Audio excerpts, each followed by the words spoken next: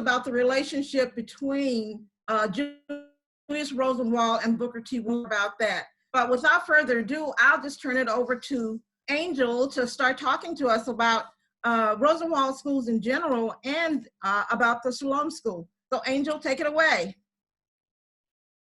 Awesome. Thank you so much, Fannie. So thank you guys for being here. I'm really excited to do this.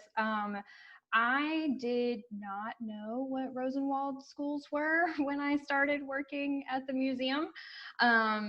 You know, however long ago that was. It was something that even, you know, studying the history of the United States, specifically the South, during Reconstruction and things I had never learned about. So this was a really exciting program for me, and really exciting to learn about this really incredible story. So what I'm going to do to start out with is just share my screen so that you guys can all see my presentation. So this is a regular program that I give out in the community when we are able to do that. So here we go. Rosenwald Schools, the story of how African Americans built, funded, and staffed more than 800 schools in the depths of Jim Crow era North Carolina and the South. And that's what's really incredible about this story, is that this is a time period when African Americans were actively being subjugated by communities that they were living in. And yet this program created over, I forget the number, I mean, it's like a ridiculous number of schools for African American students who in their parents' lifetimes were not allowed to go to school. So the reason we do this and the reason that we talk about this as the museum is because of this school that you see here. This is Sloan School. It is part of the, it was part of the Sloan or Salome Presbyterian Church community. It is literally like steps from I-85 off of Mallard Creek Church Road. Steps from I-85. It's so close, but it's tucked behind, you know, on a kind of side road in the back of an apartment complex. So it is really hidden both from view and also therefore from memory too. So this is something that not a lot of people know about that we're really proud to be able to bring to light. So this is a project that the museum is working on, and we will come back to it at the end. So what were the circumstances that necessitated private action for Black students? So you have the Civil War, it ends, and then you have Reconstruction. And Reconstruction is really the first time that communities are creating schools for African American students. Public education is fairly a new thing in the South and in the country in general. North Carolina didn't have public schools until the 1840s, of course, only for white students, and really only for wealthy students in that point too. So you have Reconstruction where and you see a lot of private colleges and institutes pop up for African American students. This is one in Pender County. You also have like the Hampton Institute in Virginia, which will come up in a second. Of course, Tuskegee, those kinds of places. But at the end of Reconstruction, which is about 1900, that's when disenfranchisement and Jim Crow really just start to come to a head.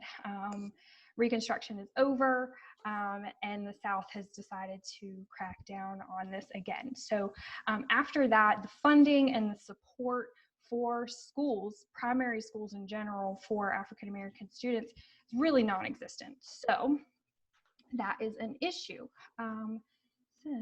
And Fannie, please interrupt me at any time if you have a question.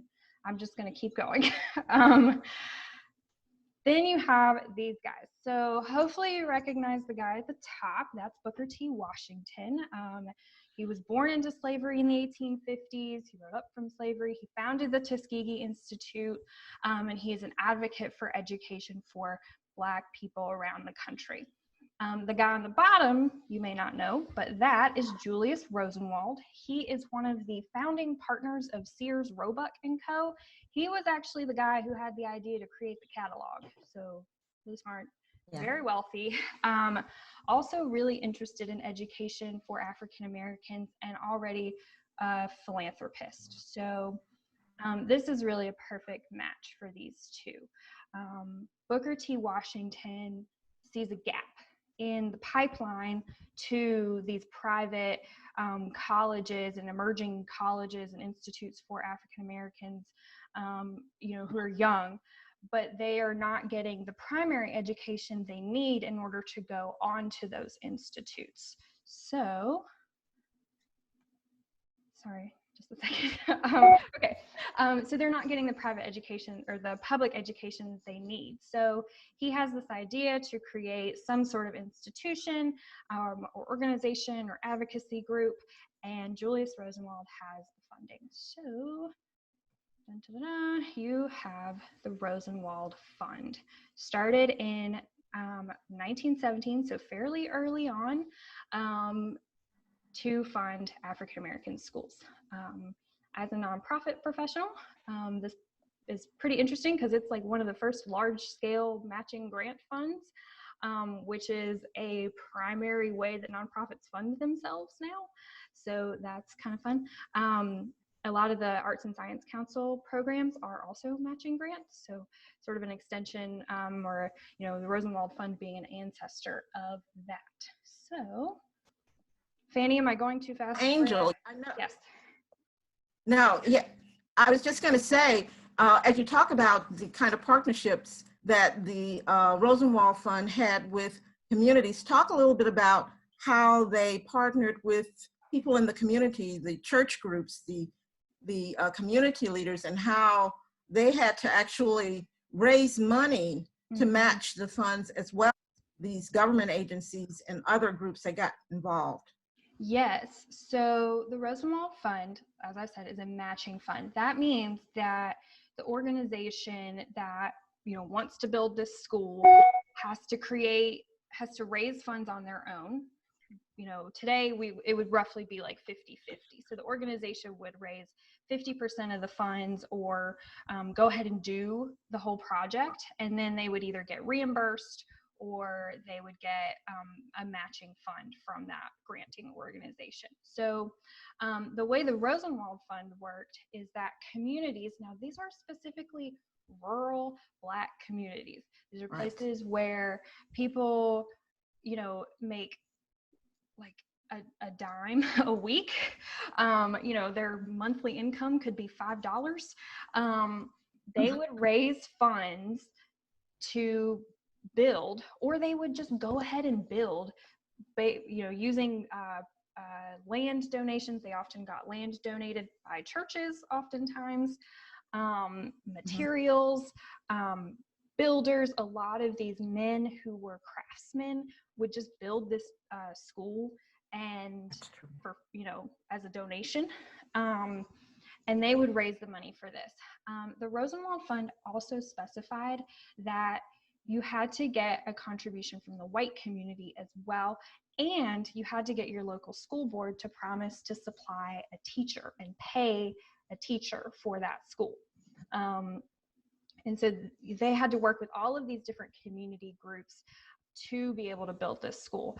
I think it's really important that Booker T. Washington and Julius Rosenwald recognized that these schools were not going to be successful if they didn't have buy-in from the outside community. A lot of large cities, including Charlotte, had two school boards. So you have the white school board, and then you have the Black school board. And of course, they are wildly disparate funding for each of those. But it was important to them that they got the support of that white school board, because they knew they couldn't get very far without it. So you have a Black contribution from the Black community, and then you have a white community contribution as well. I know in my presentation, you'll see there it says nominal. You can go look at the records for this at Fisk University for all of the Rosenwald schools that were built, and you'll see the different community contributions spelled out. So it'll say like the Black contribution was $400 for like people who make like $5 a month, which is insane. I know. It's insane. And then you'll see like $25 from the white community, and then you'll see like $300 from the school board. And so that's a pretty typical contribution from each of those groups. But it was really important that they got all of those all together and worked somewhat as a, one organization to be able to ensure that these schools had a lasting impact. Now, Angel, I don't want to get ahead of you because I know you're going to talk about George Davis and Johnson C. Smith and all that connection, but the whole idea of this superintendent who went around the counties in a state to help get these people to buy into this is very fascinating to me. But I'll just wait for you to kind of get that, because I'm just eager to hear all about it. No, that's good. He's my next slide. So I could do a whole presentation on George Davis. I love him. He's great. So this picture is George Davis and Marie G. Davis. She was also an educator. There's like a high school, I think, named after her in Huntersville. And they were like the best power couple ever in Charlotte. So George Davis was a student at Biddle Institute, which is now Johnson C. Smith University. And then he became a professor there. And then he also became like the dean of faculty or something like that. And he was the first African-American professor at a school for African Americans, which is pretty amazing. I think he was in like the math department. I don't know. And he was really instrumental at Biddle Institute and later Johnson C. Smith. And he works there for about 25 years. And then he retires in 1920. And instead of retiring to like a life of leisure, he gets appointed the Rosenwald agent by the state school board, basically what we would call a state superintendent. And this actually makes him the highest ranked African-American state official in North Carolina. So he is responsible for going around all over the state in every single county and getting their communities to build Rosenwald schools. So that's another like level of buy-in, like on top of the county school board or whatever, and then the white community and the black community. You also have eventually by the 1920s states that are pushing the Rosenwald Fund towards their own communities. So he spends the next 25 years driving all the way across the state. He and his family live here in Charlotte, and he goes to communities and gets involved with them and convinces them to start raising the funds for this. So this is, you see at the bottom there, he raised more than $650,000 in 25 years. That's in like 1920s, 30s numbers. So if you based on inflation, that's like an exorbitant amount of money. Sure. Incredible fundraiser. So this is kind of a fundraising flyer that was you see these a lot of things that he did. So this is a financial education rally, and they're all typically called something like this. It's like, come and learn about like how to support your community. It's like a workshop instead of like a rah rally that we're really used to. And this one is also fairly typical. Let's see, can you guys see my cursor here? Whoopsie. Okay, we're not going to do that. This part right here.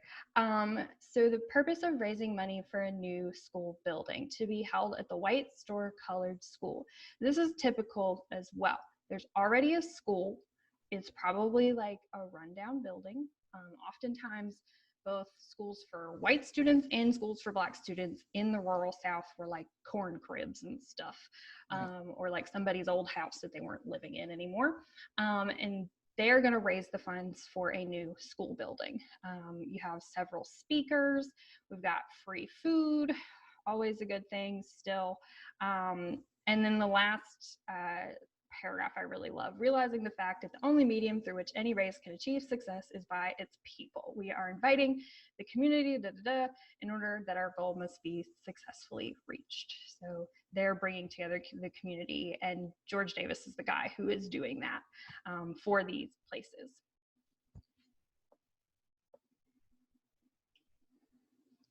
So, all right. I'm switching gears a little bit, so feel free to interrupt me if you want. The Rosenwald Fund not only provided monetary support to communities, they would build the schools, and then they'd have, oh, that's what I didn't mention. One of George Davis's other tasks was to go into the communities where they had built the schools and then inspect them to make sure they were up to code, up to snuff. Yes. And that's when they got the funds. So the community had to build the school, and then it had to be inspected, and then they would get the funds reimbursed. There's some evidence to suggest that at some points there were maybe schools who weren't up to snuff, and they got told, like, you need to fix that and then we'll pay you. I don't know if that ever happened in North Carolina, but that is something that is out there for other states and counties. That's interesting. Yeah, which I find pretty funny. I mean, it's just like submitting a grant today. Like, you have to meet like these standards and things like that. But we don't necessarily think of that for like rural education in the early 20th century. So in order to make sure that these schools were up to snuff, the Rosenwald Fund created plans for the schools and created a set of guidelines. They used architects from the Tuskegee Institute and from African American universities and colleges, and they wrote these plans out. So this is an example of one of them. They're called the Community School Plans, and these things are fascinating. Tom Hanchett's website, historysouth.org, he wrote the dissertation on Rosenwald Schools in North Carolina, and pretty much everything in this, everything that I know, I learned from that. So you can go read all of these. They are amazing. They have all kinds of standards and things in them that I just find really fun. The first arrow is like, 50% of space for instruction is set as a minimum guideline, but for our schools, no plan falls below 65%, and most of them are above 75%. So when you're building these spaces, you can't make 50% of the space closets. You have to make it classroom space. There's a foot candle meter about the lights. It has to be bright enough in here. Remember, they don't have electricity. And so you have to, later when we look at the architectural plans, you'll see the windows for light.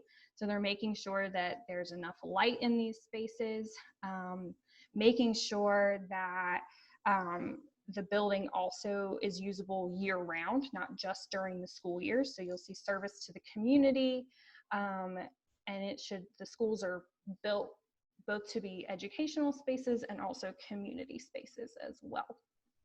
Yeah, Angel, I see that in this piece that you have, you talk about it being in the center of a population of a community.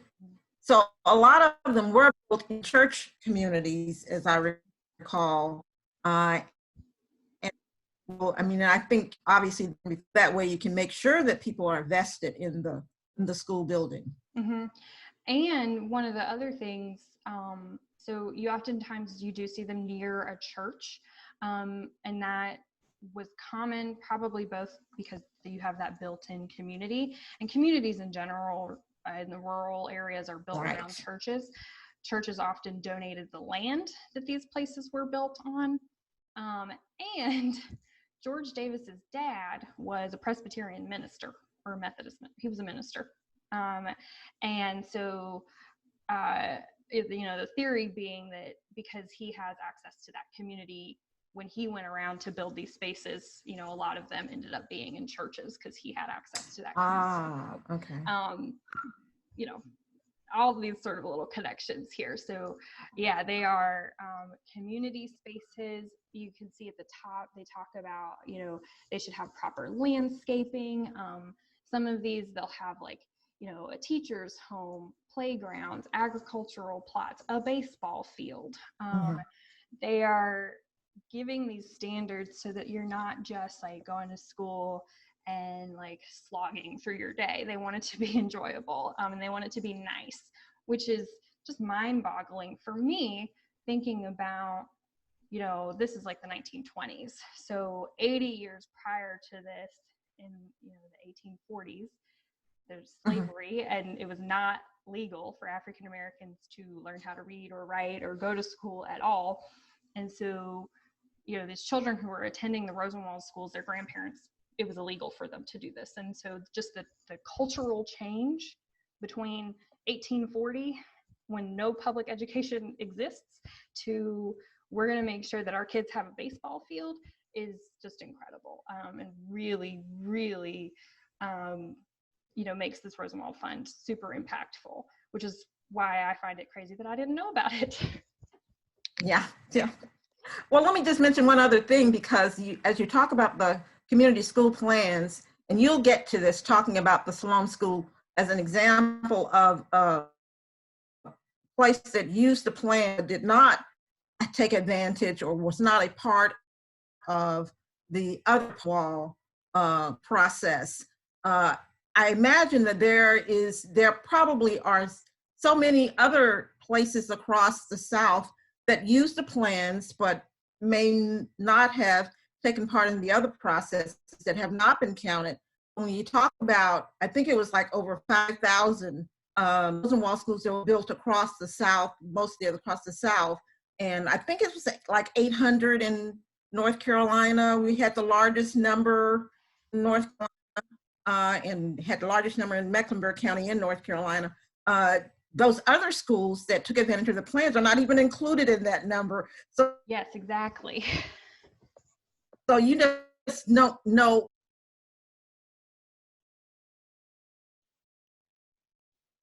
You broke up there just at the end a little bit, but I think your point is really valid.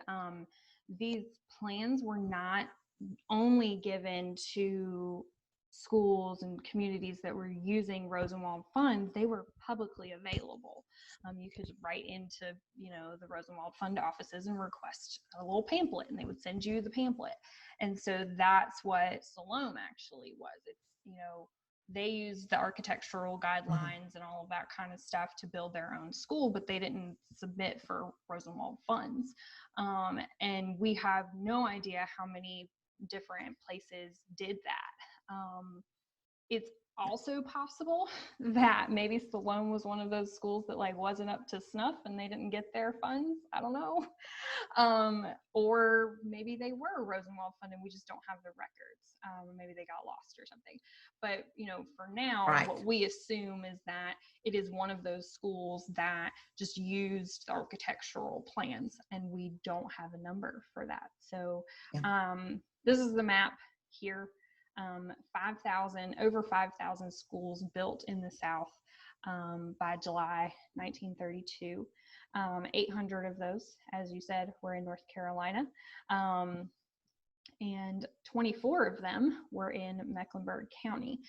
Mecklenburg County had the most of any county in North Carolina, and North Carolina had the most of any state. And so we had a lot, 24 schools. 7 of them are still standing. So we can go through those really quickly. If we want to go ahead and do that, I'm trying to keep an eye on the time too.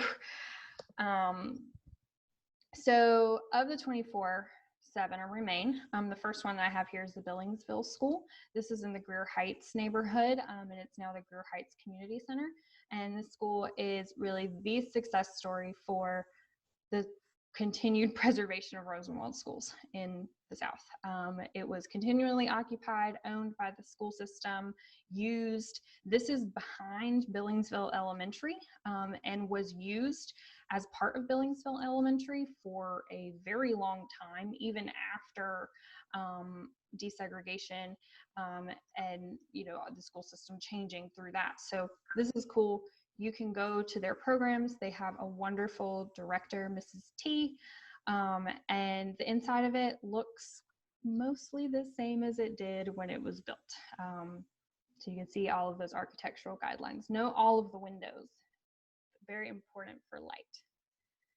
Again, windows here at Caldwell School, which is Burgess Supply Company in Huntersville off of Route 73.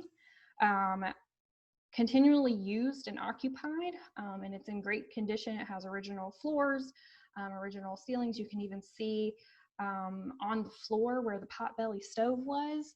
And then you can see in front of where the potbelly stove was, you can see the floor is really worn down. I imagine, 20 years of students warming their hands there, which is awesome. Huntersville School in the Pottstown neighborhood. This probably used to have windows all across this bank here, and some of them have been covered up.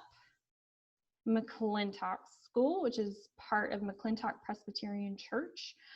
They use this as a sort of sanctuary community space.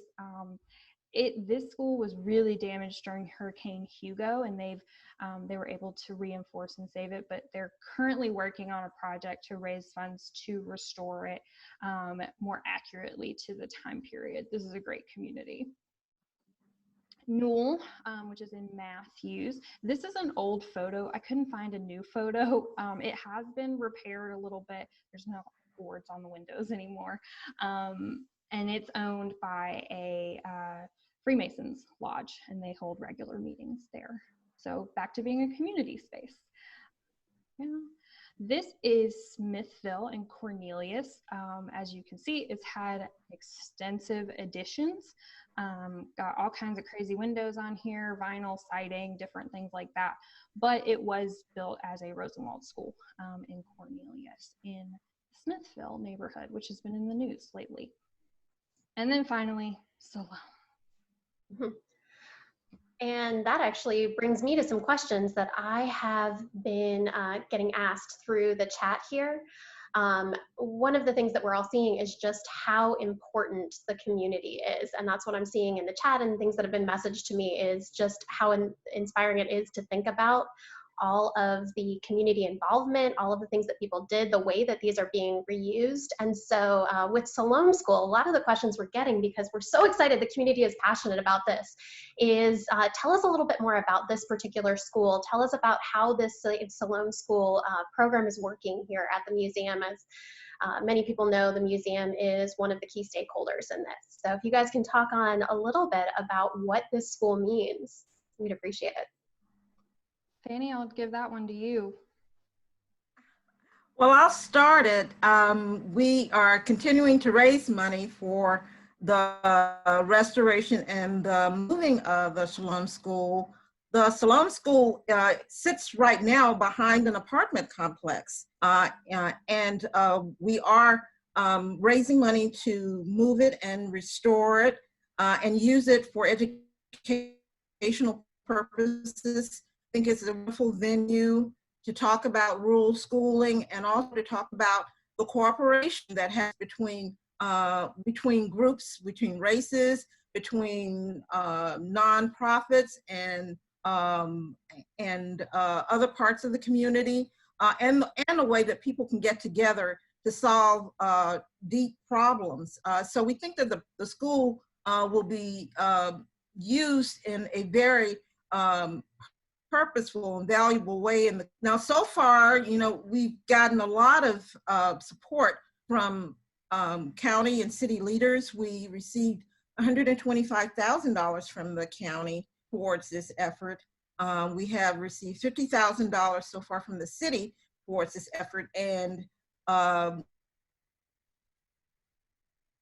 I think we dollars, give or take, putting in the money that's been raised by communities, by people in the community. I mean, I think there has been a very big and a supportive effort from a large parts of the community. So we are very happy with that. But we continue to raise money for the Sloan School, and you can go on the Charlotte Museum of History website and find a way to put in your contribution through that. And so we're going to be continuing to be out there raising money, and we hope everybody joins in the effort. I think Fannie covered that pretty well. I know I have some photos. So this is what this school looks like now. And as we both mentioned, this is near I-85 off of Mallard Creek Church Road in the back of an apartment complex. It is, we're like 99% sure it's in its original location. And this is, there was a slide earlier mentioned this, but I'll just reiterate it. This is the only remaining piece of the Sloan community. There is a graveyard from the church that was there. The church is no longer there. It is, there's a apartment complex that was built in like 2005, and then it's just fields before you get to the interstate. And so this is really a valuable piece of that community history. So we are able to go inside. This is a picture of when we took some county officials in there. That's Deanna Diorio. This is a bad picture, but this is what the inside looks like. And it is pretty much in its original state. There's a big classroom section at the front with two like coat closets. So like where I'm standing taking this picture, those coat closets are on either side of me. And then there's an industrial space at the back here. They, where they would have like projects and kind of like a home ec or auto tech, that kind of stuff there. So even though Sloan had a lot of different reiterations, this was a family home for the young family who purchased it once it was stopped being used as a school. And then it was like an auto garage where people would get their cars fixed. Even though it's had a lot of reiterations, it still hasn't changed very much. So that's the plan that it was based off of. You want to see that? Now, I do see someone asked about tour dates, times when people can come and visit the Sloan School or to see it. Angel, are there any dates that they can come out and see it? So the school right now is not open to the public. It is not, it's not very safe to have it open all the time.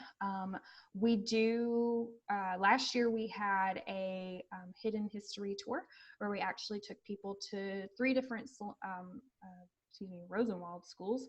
We went to the Caldwell School, which is Burgess Supply Company, Sloan, and then McClintock, and people did get a chance to go inside, but we have to keep that really safe, and not a whole lot of entry at one time. But we do hope to have these kinds of programs again where we can get the community inside, because we understand it's hard for us to tell like what the possibilities of the space are, and getting inside that building to see how big it is. Lauren and will attest to this. We get inside and we're like, we can fit 85 fourth graders in here.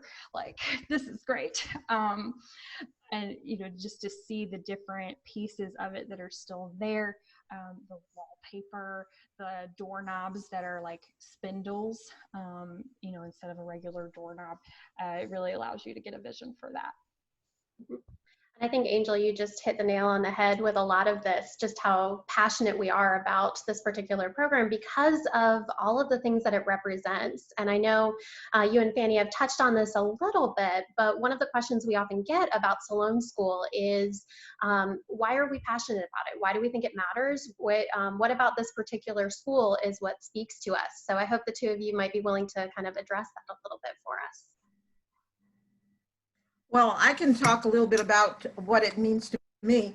I had an elderly cousin. She died, last year, but she was like 100 years old, and she a person who attended a Rosenwald school, and I learned a lot about Rosenwald listening to her. But the whole idea of why Rosenwald schools were built, the cooperation that happened between Julius Rosenwald and Booker T. Washington to get these schools built is just a very inspiring story to tell. And to have some surviving Rosenwald schools still in existence in Mecklenburg County is a treasure, I think, that we cannot afford not to preserve. And the Sloan School is a perfect example of that. We're talked about the Billingsville School, and if you go into the Rosenwald, the Sloan School, you can see how they kind of mirror each other inside. So there is a lot to preserve in that building, and to be able to use it for educational purposes, to tell people the story of our history and how we came from this place of having education that was so unequal and inequitable, and to now to kind of move forward and how a community and communities can come together to do that, I think is something that in today's time is very well needed. I would just echo everything that Fannie has just said, and Susan Hardin, Commissioner Hardin, who's in this picture here, she talks a lot about that too. And I think with everything that is going on in our community today, we're talking about how, you know, schools in Mecklenburg County have been almost resegregated because of the different disparities in income and funding and different things like that. To have really a living, if not breathing, because buildings don't breathe, example of how our ancestors came together and solved that problem or helped create a solution to that problem is really inspiring to people today. And, you know, it hopefully will let us and, you know, our leaders guide them to creating solutions for the problems that we have. Now, Lauren, I did see that somebody asked a question about will we be moving the school and will we be restoring it? And that is our plan at the Charlotte Museum of History, to move the school to the grounds of the Charlotte Museum of History, restore it, and to use it for educational purposes. Mm-hmm. Angel just brought up on the screen a wonderful rendering that we've had done of what hopefully the project will look like at completion. This was done by Ting Lee of Pixel Atoms, one of our partners on this project.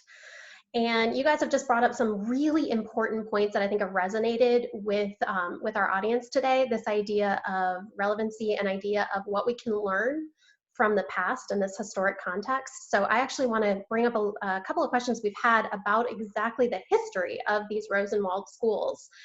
We've had a couple of questions about how and why did Julius Rosenwald get interested in this project in the first place? And how did that come about? What did that look like in him getting invested in this project?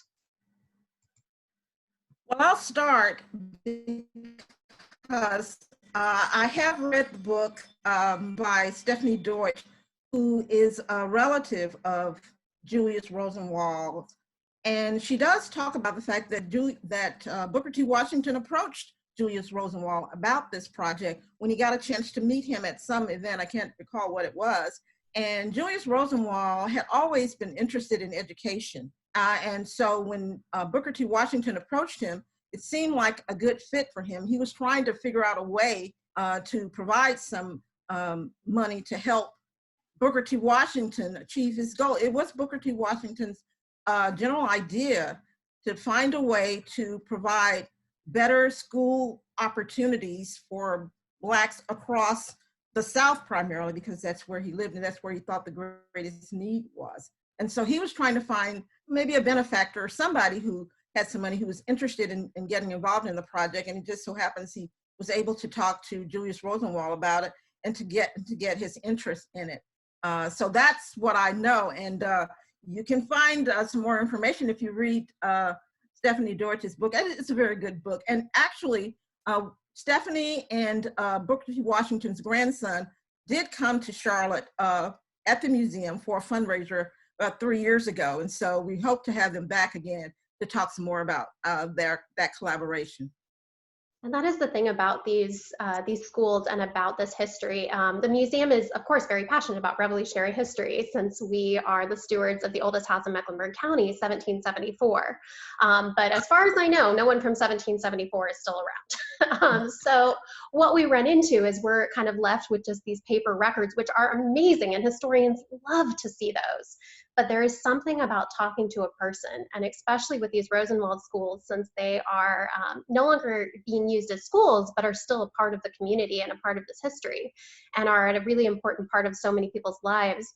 We're able to hear these first-person accounts and able to hear about how these places affected them. And I'll be honest, I don't know the answer to this one. This one came through the chat. Do we know when the last school, Rosenwald School in Mecklenburg County, stopped being used as a school?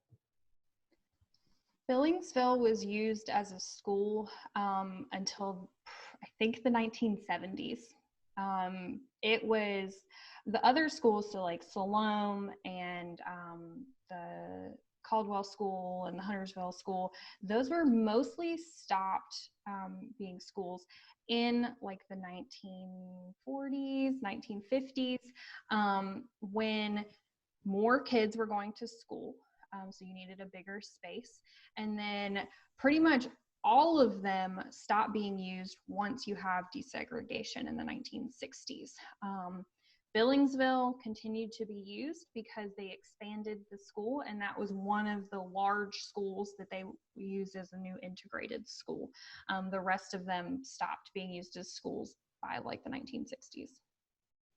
And I think one of the things that people forget about with this history is that Charlotte was on the forefront of a lot of this desegregation movement. I mean, Swan versus Board of Education, all of these incredible things that are happening right here in Charlotte and continue to be a part of our story here. So I know we're kind of running a little bit short on time here. We're happy to stay on longer and continue asking questions. So please continue to ask them through the chat, but we know some people are going to have to start dropping off. We completely understand. But while we have a moment here, I would love to hear from you guys about sort of what this legacy means. I know we've heard, had a lot of people that have been talking about in the chat about wanting to get involved, about why did other people in the past get involved, and sort of what these schools mean. So we'll continue answering questions, but I want to give you guys each a chance to get to say kind of that final word that I always joke with our school children. You have to ask yourself that when it comes to history, so what? So what, why does this matter? And obviously the three of us sitting here on this camera here, we think that this matters incredibly much. So what's kind of how would you explain that to people? Why does this matter so much? I know Fannie's kind of gone into this a little bit already. Well, I'll just comment one more time on this, because I do think it is very beneficial to us to learn from history, to learn about the things that brought us to the present day. And the Rosenwald School effort does really kind of exemplify what happens when communities get together, when they think about the common good and they act on preserving the common good or improving what is happening in a community. So I think that is a very important thing to consider when you talk about preservation in general. And I did want to mention kind of just more broadly about what the Charlotte Museum of History is trying to do in our community in helping us understand our history in total and kind of tell the story about our history as it really exists for everyone. And I think it's an important thing that we kind of reinforce that effort and kind of support that effort. And I hope that the people who are listening will consider a donation to the Charlotte Museum of History to kind of, help us not only preserve and tell the story of the Rosenwald Schools and Sloan School, but also all of our history.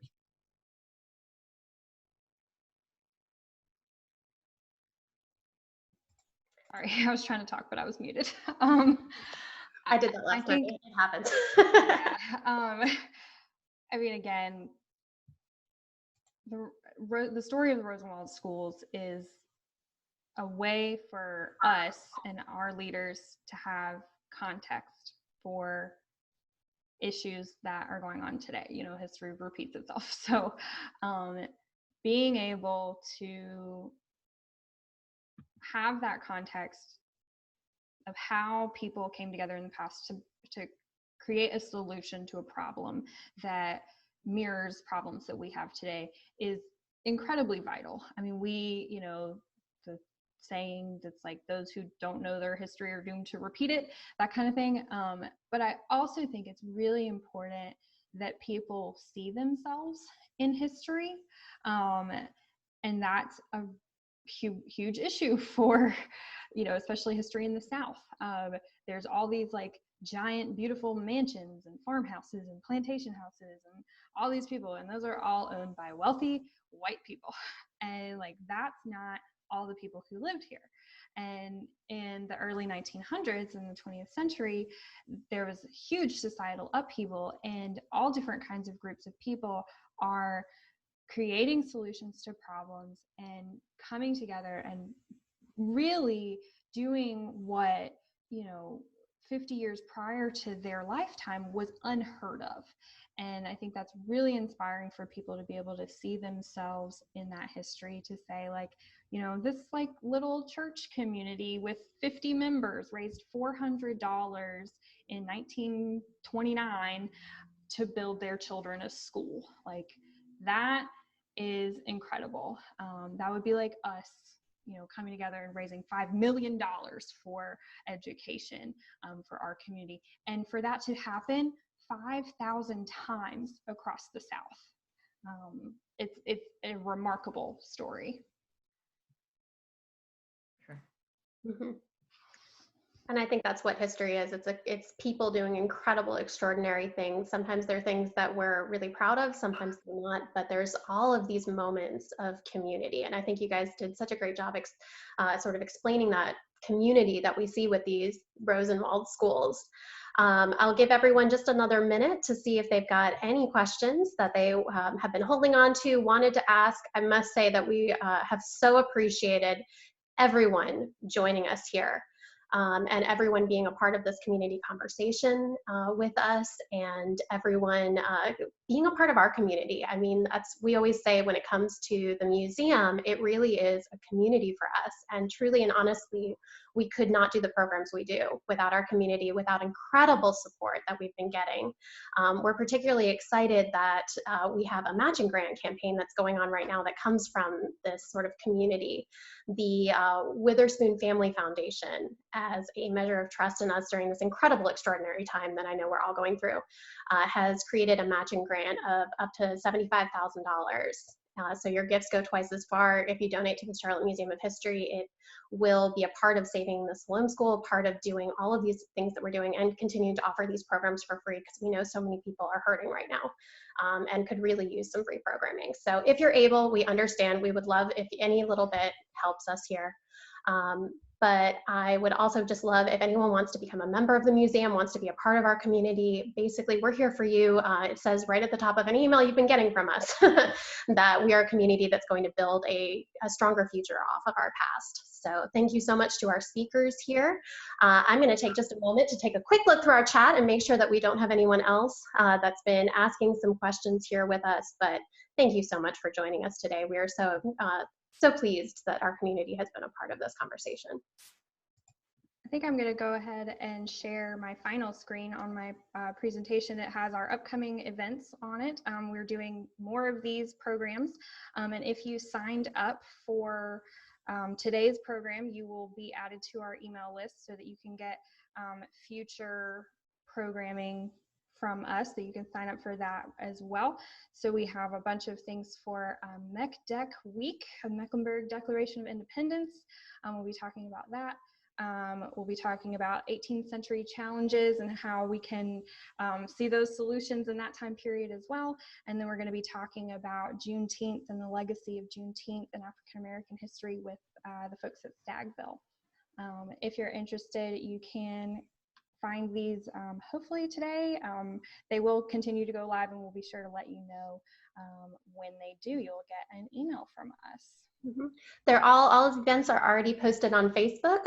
We're just making sure they get on our website, but all you need to do is visit the museum's Facebook and you'll be able to register for any of these upcoming events.